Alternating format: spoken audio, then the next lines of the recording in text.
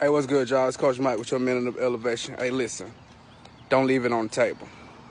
There are two reasons why a lot of people leave opportunities and things like that on the table. Number one is because them being lazy, they've got comfortable. And number two, maybe their insecurities. So there were times in my life when I lost opportunities because of those two reasons. But now that I figured it out, I'm eating up opportunities from other people. So you may say, well, God, I'm not as skilled in this area. You know what I'm saying? Forget your insecurities. God will qualify you for that. He don't call to qualified. He qualifies to call. If that's for you, don't leave that promotion on the table. Go get it. Go grind and step into it. He'll show you what you need to do. And, you know what I'm saying, if you just being lazy out there, I'm telling you, you can't get promoted or you can't grab the opportunity with your laziness. It's somebody that's coming to get it. So don't leave it on the table because of being lazy or insecure. Listen, go have a great day. Cap less and grind more. You hear me?